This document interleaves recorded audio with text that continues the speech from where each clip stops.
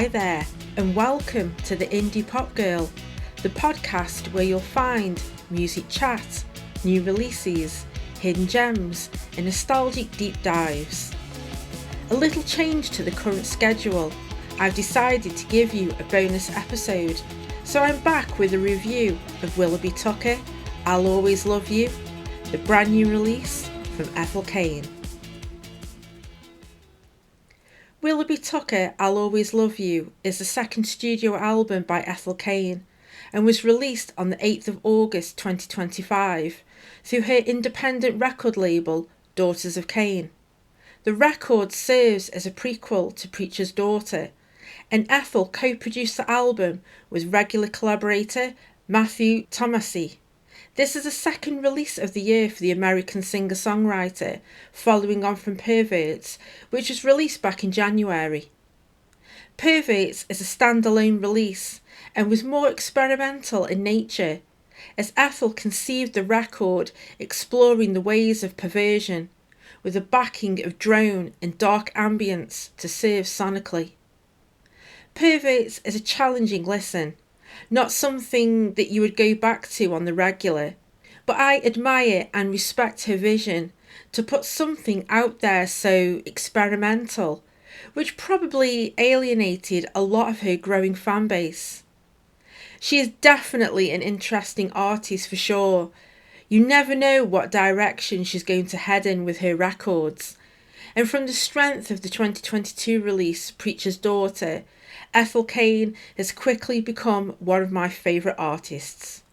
Willoughby Tucker, I'll Always Love You is one of the most anticipated releases for 2025, and I wasn't sure if I was going to cover this on my podcast.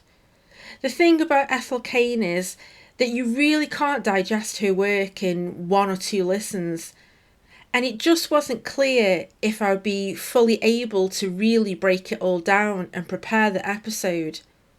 Ethel Cain is one of those challenging artists, but at the same time, the quality of her work is something that needs to be praised and covered. And you know what? I love a challenge as well. So after much thought over the weekend, following the Friday release, and sitting with the record, I was like, fuck it, let's do a review. So here we are. If you listened to my previous episode covering Sable Fable by Bon Iver, then you will know that I had a bit of a moment and cried. So I was already feeling a bit fucked up, in a good way, from that episode. So you could say in a perverted way, excuse the pun, that I was ready for Ethel Cain to fuck me up even more. And she never fails to deliver.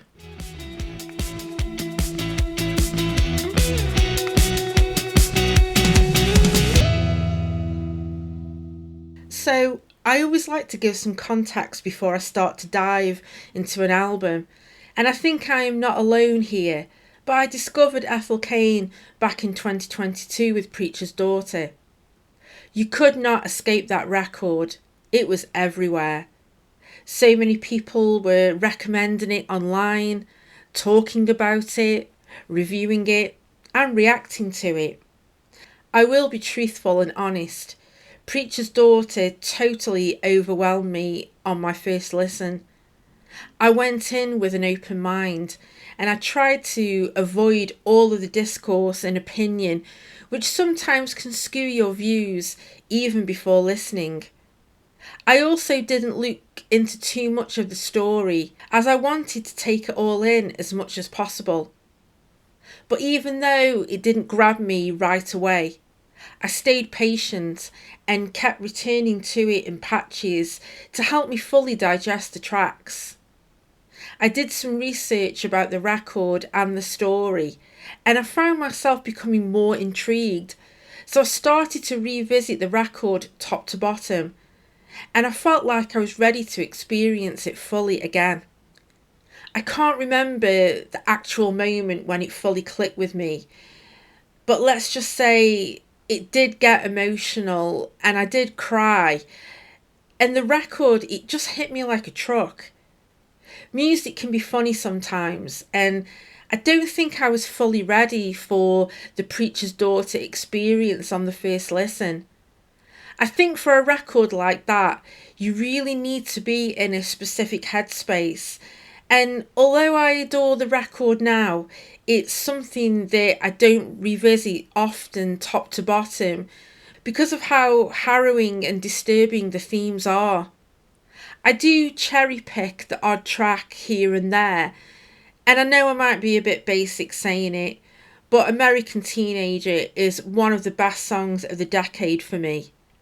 The blend of Americana and synth pop and Ethel's heavenly vocal performance is just top tier for me, and it is a song that I play often.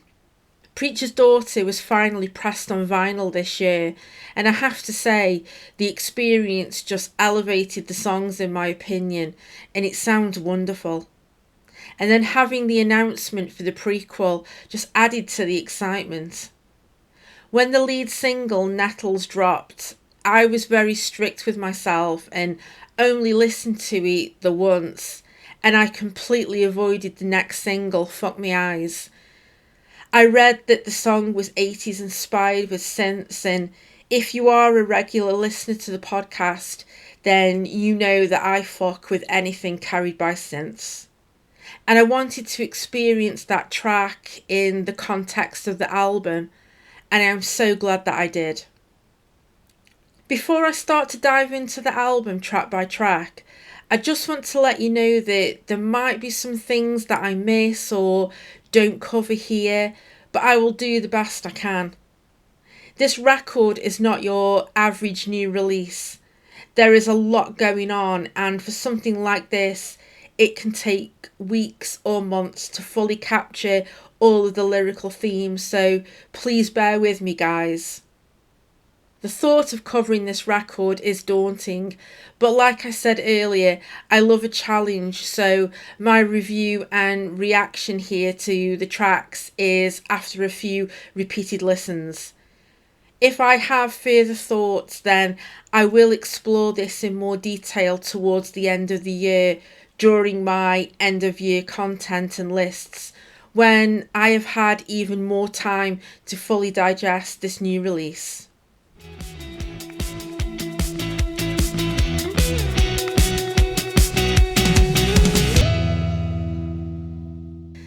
As I have mentioned in previous episodes, I will not be playing the clips of the songs, so if you are curious, then please support the artists I cover by streaming, downloading, or buying physical copies. Thank you.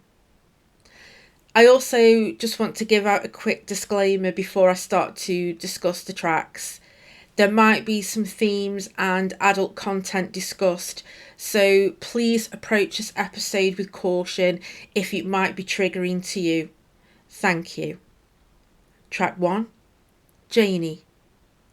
The opening track, Janie, is stripped back, and Ethel is backed by an electric guitar, and it's absolutely stunning. This floored me on my first listen. It's so tender, and Ethel's vocals just gave me chills. It's funny because as soon as Ethel comes in with her vocals, I always want to cry.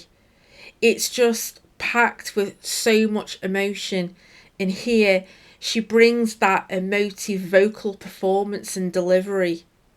And at times she reminded me of Phoebe Bridgers and her work. And this track wouldn't sound out of place on Phoebe's Punisher record. This track introduces Janie, Ethel's best friend, and when I was reading the lyrics, it seemed to me that Janie has found a boyfriend, and as a result, this has started to cause some friction between the two friends. Ethel sings in the chorus, "But she was my girl first." And it seems that Ethel is quite bitter about Janie's relationship with the boyfriend, but she doesn't want to be left and abandoned. But Ethel is still clinging on to anything to keep the friendship alive. It's interesting that in the song's bridge, Ethel repeats the line, I Will Always Love You, which is obviously a reference to the album title. But here, the repetition of the line is directed at Janie, not Willoughby, and Ethel doesn't even finish the last line of the bridge, telling us that Janie has completely moved on. That is how I interpreted the song, but I was not expecting such an emotional roller coaster for the opening track. Track 2, Willoughby's theme.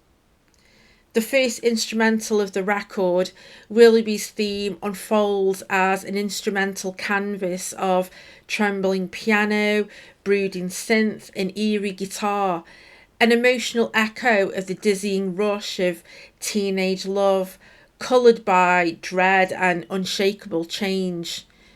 It bridges the heartfelt anguish of Janie with what lies ahead, grounding the narrative in cinematic longing before the story truly picks up the pace. There are definitely some Twin Peaks soundtrack vibes going on here. The sonics and the overall feel of the track has got so much depth and layers. It is atmospheric and cinematic, and Ethel's music and songwriting is just perfect for a film score. She taps into that world with ease, and I am just left stunned when she produces instrumentals so immaculate like this. It is absolutely stunning. Track 3, Fuck Me Eyes. The second single from the record, which was released back in July, and I'm so glad that I avoided it and saved the experience of listening to it within the context of the record. Ethel confirmed that she took inspiration and is a homage to Betty Davis Eyes by Kim Carnes, which was released back in 1981. And what a pop banger it is. Ethel has got some great taste, and I love it when Ethel is in her synth pop lane. It suits her voice and vibe so much, and I always enjoy her productions when she uses synths. You could say that Fuck Me Eyes is quite similar to American Teenager, but where American Teenager was drenched in a soft rock, Americana, arena vibe sonically, Fuck Me Eyes is a straight up synth pop song, and it has that classic pop sound soaked in nostalgia. I adore Ethel's vocal performance on this track as she switches from a soft tone and delivery, and then she builds into a passionate vocal when the synths build and blow the track wide open. The lyrics here are pretty straightforward, and I interpreted this as the popular cool girl at high school who is popular with the boys. But Ethel is suspicious of this girl and assumes that Willoughby is fond of her, and Ethel is threatened by that. Only Ethel Cain could get away with a song called Fuck Me Eyes, and my interpretation is that this girl that Ethel is talking about in the song is quite promiscuous and hypnotizes all the boys with her seductive looks, and she doesn't even have to say anything to them. Ethel knows that this girl is out there having sex and being reckless, but at the same time, I think this is all a disguise to hide some trauma. I love how descriptive Ethel is of this character called Holly in the lyrics. In verse 1, Ethel paints the picture of what Holly looks like to the listener. On the surface, it seems like Holly is living her best life, cruising around town in her old Cadillac, and that she is dolled up with her makeup done, her high heels on, and Ethel tells us she's going to get what she wants. I love her description here. Her nails are heartbreak red because she's a bad motherfucker. I mean, if there are any nail companies out there, for example, OPI and Nails Inc., etc., they really need to collaborate with Ethel here and bring out a red nail polish called Heartbreak Red. That would be such a serve. The last chorus is actually quite sad. We know at this point in the song that Holly is fucking the pain away and is dealing with some heavy shit and trauma. Having sex, clubbing, drinking, and being reckless, and probably putting herself in danger in the process.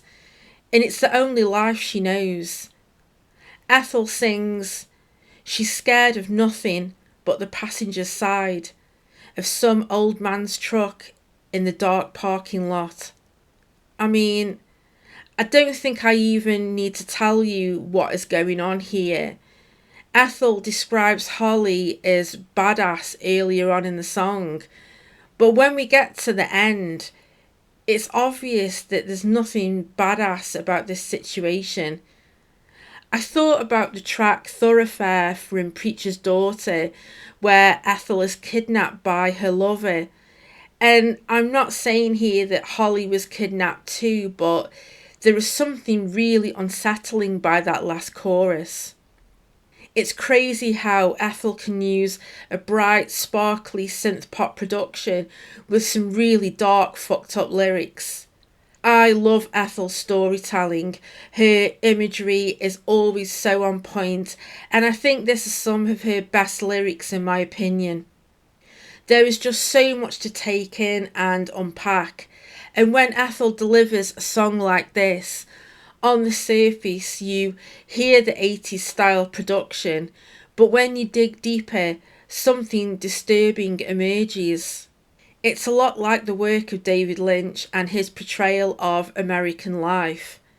Blue Velvet, Twin Peaks, Lost Highway, and Mulholland Drive all display the same characteristics.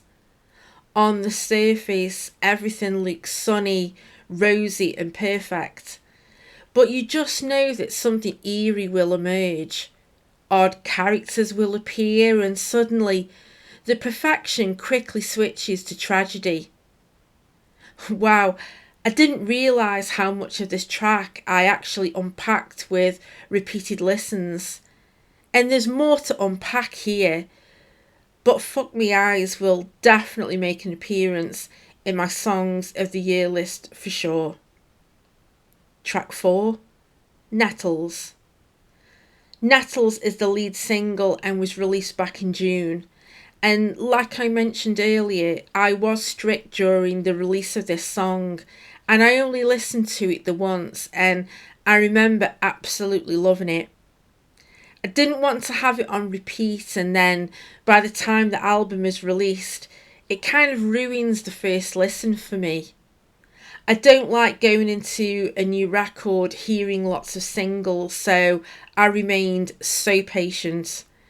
But hearing this again in the context with the other tracks was nice and fresh, and I have to say, this is another SOTY contender for me. What blows me away is that Ethel is credited as the sole songwriter and producer and handled the mixing duties with Matthew. I respect Ethel so much as an artist. Her musicianship and talent is just next level. She is creating projects that are from the heart. She has that creative freedom to be experimental and to keep pushing. She doesn't give in to TikTok trends or to have a hit single. The material speaks for itself. Nettles is gentle and drenched in Americana, with little hints of country with the pedal steel. The track is epic, clocking in at just over 8 minutes, but it feels so short. I don't know how Ethel pulls this off. She packs in so much lyrically and instrumentally, and the minutes just fly by. I read that Ethel used the same synths Angelo Badalamenti used for the Twin Peaks soundtrack. She tracked them down and used them in the intro for Nettles, and she confirmed that it is a homage to Laura Palmer's theme. Lyrically, Nettles at its core is about longing and loss, anchoring the album's prequel narrative. It shows us why Ethel's story begins drenched in fragile hope, and why heartbreak was her inevitable future. The line, "To love me is to suffer me," is devastating. I think because the track is gentle and Ethel's vocals are quite delicate, it makes the lyrics cut even deeper. This also reminded me of Phoebe Bridgers' work.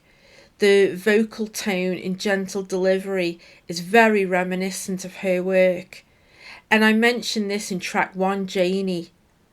I am not sure if Ethel used Phoebe as an inspiration. It could be just a coincidence.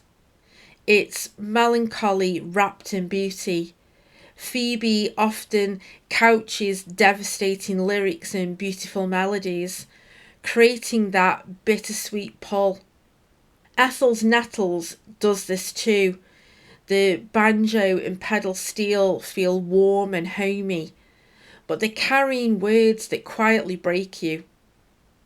Because Willoughby Tucker functions as a prequel to Preacher's Daughter, this line reads like a warning that we know will come true. We're watching a character confess their potential for destruction, and knowing the arc of Ethel's work, we sense that the suffering will eventually be mutual, deep, and irreversible.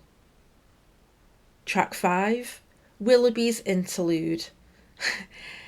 Only Ethel Cain could call a track an interlude, which clocks in at 7 minutes and 27 seconds.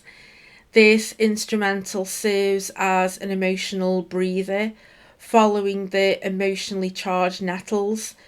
This interlude gives the listener a moment to process. It doesn't push the story forward with words. Instead, it ushers in introspection, like a cinematic fade between scenes. Its tone echoes inattention and faint hope, reinforcing the album's Southern Gothic aesthetic. It's absolutely beautiful, with dreamlike, haunting and depth that only Ethel Cain can pull off. Track 6, Dust Bowl. Dust Bowl is a slow shoegaze tinged ballad steeped in Southern Gothic nostalgia and heartbreak. Ethel Cain paints her lost lover Willoughby in ghost-like detail: natural blood-stained blonde, holes in his sneakers, and sets their memories against drive-ins, slasher flicks, and the creeping decay of small-town love. The title evokes an emotional wasteland, a barren place where affection once thrived, now reduced to dust. The chorus lands like a gut punch. I knew it was love when I rode home crying, thinking of you, fucking other girls, blending jealousy and the bitterness that was displayed in Fuck Me Eyes, where Ethel was suspicious of Holly. Her fears and paranoia are evident, and this line is full of raw jealousy, like she's replaying the scenes in her head. Positioned after the haunting calm of Willoughby's interlude, it marks the point where the album's fragile romance begins to fracture, replacing the yearning with the ache of loss. Track 7, A Knock at the Door. This track displays a lo-fi production. It's very raw and sounds like it was recorded in possibly a few takes. There really isn't a lot going on with the production. I think Ethel kept it unfinished deliberately. The guitar squeaks are all over this track as well, And overall, I think it's the most unique sounding song on the record. I am not sure if there is an effect on Ethel's vocals here, but all of it just works. Ethel knows how to keep you engaged, and I really don't know how she does it. A knock at the door peels back the romantic tragedy to reveal what haunts Willoughby: the absence or violence of a parent, how trauma morphs into legend, and how that scars those who love him. The lack of production makes way for maximum emotional impact. The sparse instrumentation and Ethel's haunting vocal delivery is absolutely stunning. Track 8, Radio Towers. Radio Towers is a 5-minute instrumental interlude that feels like the album holding its breath, built on detuned Rhodes chords, mournful synth swells, and I interpret this as the emotional hinge. This is the track where heartbreak becomes atmosphere. Positioned after the stripped back intimacy of A Knock at the Door, Radio Towers acts as a liminal space between grief and the storm to come, suspending the listener in a dreamlike haze that's equal parts beautiful and ominous. It gives the listeners space to settle before the album descends into darker territory with the next track. I didn't catch it right away, but on repeated listens, I noticed that there is some beeping in the production, similar to a dying hospital monitor, and this just heightens all of the emotion, the tragic story building to a climax with the final 2 tracks on the record. And this track is perfectly placed within the track list. I love where the interludes and the instrumentals are placed, and Ethel has really thought out the sequencing of the tracks. Attention to detail is something that I always appreciate.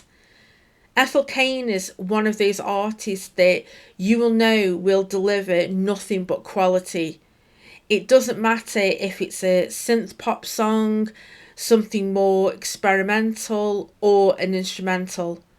She pours her heart and soul into every project, and something like that has to be admired and respected. Track 9, Tempest. The beeping sound from Radio Towers continues into the intro to Tempest, accompanied by piano.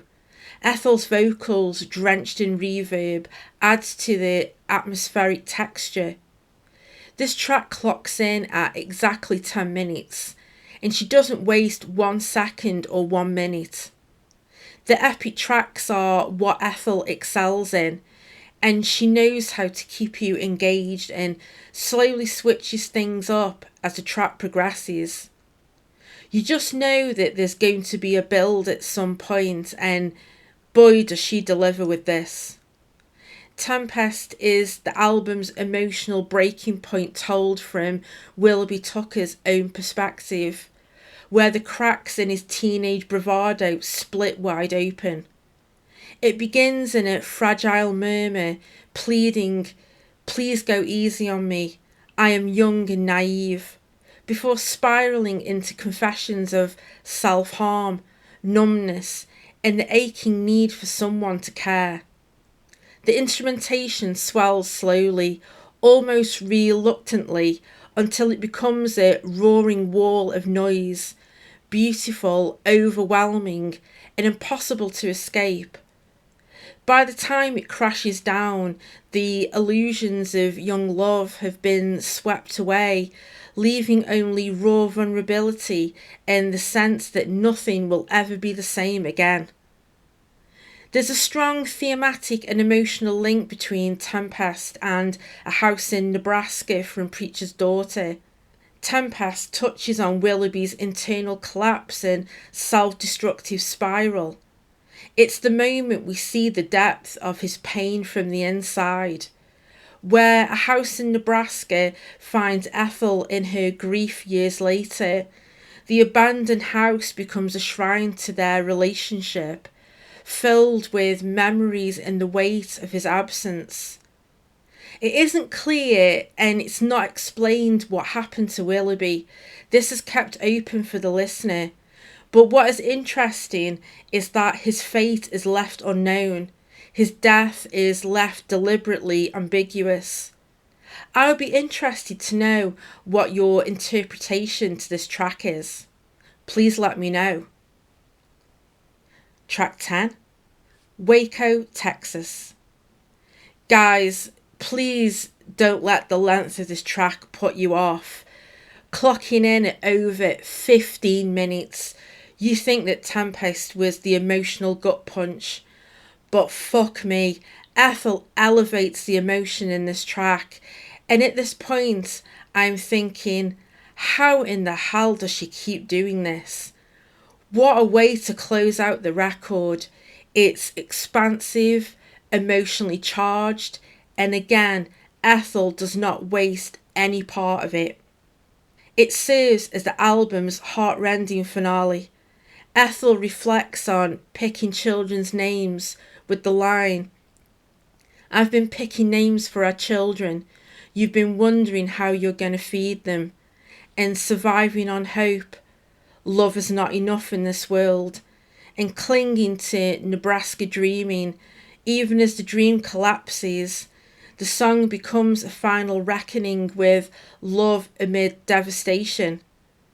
Its title is a reference to the Waco siege, and echoing Willoughby's own initials, it underlines how their romance, like that tragic event, was doomed to burn. The delicate piano in the outro reminded me of televangelism from Preacher's Daughter. I am not sure if this is a callback, but it definitely transported me to the piano work in that record. As this album serves as the prequel, the piano closing out Willoughby Tucker could be a metaphor for the story that follows, suggesting that Ethel carries Willoughby's ghost forward with her. What a stunning way to close out the record.